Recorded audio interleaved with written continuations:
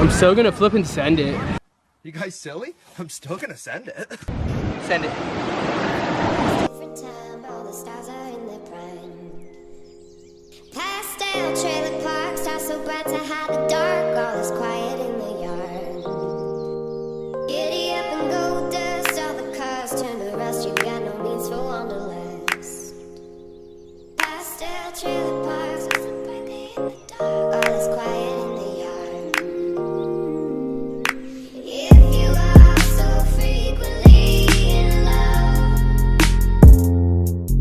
if you give it all to me, then my love. Stevie's still gonna flip and send it. Oh yeah, she's gonna send it. I'm Stevie Madison Rhodes, and this is how to skimboard. You go down the longest road to nowhere. You pull in a bar and you're just left. You look like a 2000s emo kid. Like put some spikes right here. I'm just gonna send it. Oh my god. I don't really feel like sending it, but I'm just gonna send it. Oh, here we go, here we go, here we go.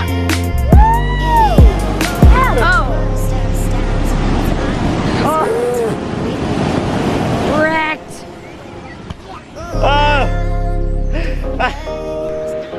What's going on, guys? My name's Jack Lesko and welcome back to my new channel. This is number 2 video, and this week I'm bringing you guys the second part of my story. So this one's just a little bit about like how I grew up, how the accident affected my life. So I hope you guys enjoy this part of the video, and thanks for tuning in. So let's just hop right into it. I had no emotion. I didn't want to talk to anybody. I basically hated the world, honestly. I was in a halo, which is 4 rods, 2 in the front, 2 in the back, 8 screws that were screwed into my head, and the 4 bars were attached to a chest plate. And I basically wasn't able to move. I was paralyzed. My entire body. I couldn't feel hot or cold. I couldn't move. I couldn't wiggle my fingers. So I was basically just laying there in bed. A few weeks go by. I had to. I started going to physical therapy in order to hopefully get some sort of movement or feeling back into my body, and that's what we were hoping for. Now I want to show you guys some pictures. So they're pretty gory. They're from me in the hospital. Okay. Here is that one. That is me in the hospital bed. Another one of me in the hospital bed with all the tubes and wires and everything hooked up to me again, but with a halo on, so I couldn't move, you know, at all. Okay, and then when I was able to go have lunch with both of my parents, my dad was released after about 30 days, I believe. So this is my first time outside of the hospital having lunch. There we go. There we go, last picture.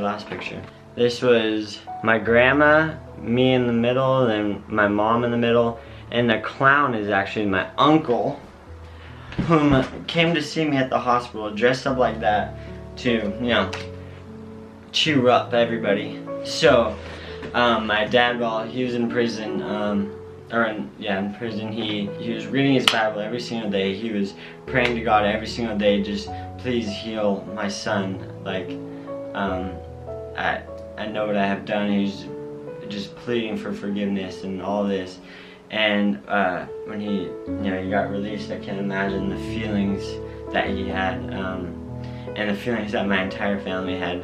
I went to physical therapy for 9 years throughout my life, maybe 10 because I went back every once in a while. So at about 3 weeks, I got my first hot and cold feeling in my right hand, but nowhere else. At about 30 days was my first real step of, I mean, it was probably like a newborn deer just, but anyways, so at about 30 days, and so let's just fast forward a bit. You know, I want to tell you a little bit about how this affected my life and how it affected my family. So I had a brain injury I broke C2, so I have a spinal fusion from C3 to C2 to C1 to my skull, which is a titanium plate. It's like a Y shape. Oh, I have a picture of that actually. Let me show you. So this is a X-ray from, I don't know, maybe, I think it was 7th grade. Okay, that is the X-ray. You can see the titanium plate. So yeah, and I have, I had muscle atrophy on my entire right side because I have a lesion on the right side of my spinal cord, which is of course where the paralyzation took place, but it affected my right side the most.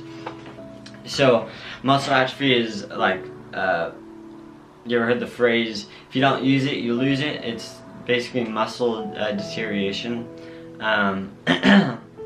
So I had muscle atrophy on my right side, so my right side muscle mass was a lot less than my left side. So, and I became left side dominant, so I did everything with my left side. I grew up with these weaknesses, and I was always a really tiny kid, so I had to deal with that growing up, and which led to tons of insecurities. I didn't ever want to wear, like, or I hated wearing short sleeve shirts because you can tell the difference between my hands, like the size difference. You can tell the difference between my forearms. You can tell the difference, and I hated wearing shorts, so because you could tell the difference between my calves. Like my right calf is way smaller than my left calf, and it really put a lot of doubt and fear and shame and hatred in my life. But throughout all this, you know, after the accident happened, that is the biggest turnaround in my family as far as relationship with God and like really living a Christian lifestyle. So when it happened, my dad became completely sober, drug-free, alcohol-free. My parents just rededicated their lives, really brought us up in a Christian home that was extremely supportive and really wanting us and helping us grow a relationship with God and really making that the center of our life. So I grew up with insecurities, and I just hated the way my body looked, and I couldn't stand it. I hated my dad for, I always thought it was his fault, and he put that on me, but it wasn't even his fault. And I hated God for allowing that to happen, even though he wasn't the one that caused it. A young kid having to grow up with all that and just seeking materialistic ways to find purpose, always seeking happiness in totally wrong ways. Fast forward a little bit more in high school, of course insecurities are even higher because it's high school and high school is dumb. And in high school this is really hard.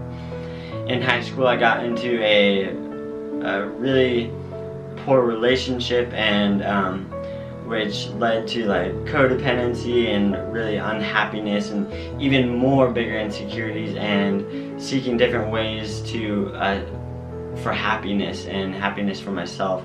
But of course those never came to be because they were all unreal and untrue, and this led me to have a terrible relationship with my parents. I hated my parents, I hated my dad even more than ever for doing, quote unquote, doing that to me. I hated God even more. I pushed my friends away because of this relationship that I was in with another girl. Life revolved around that one girl. If she wasn't happy, then I wasn't happy, or my only happiness came from her. We broke up, and I decided to go to my last summer camp as a senior through my church. And at this church camp I completely gave my life over and rededicated my life to God and living for God. Through this I grew some amazing friendships with the super awesome people that are always constantly supporting me and lifting me up. So now I am living my life completely different. Thanks so much for watching, guys. I hope you guys enjoyed this second part of my story. I really appreciate if you have been listening and watching these videos. Next week's gonna be more vlog style, so make sure to tune in and watch that and watch out for it. So thanks so much for watching, and I'll see you guys next week. Peace!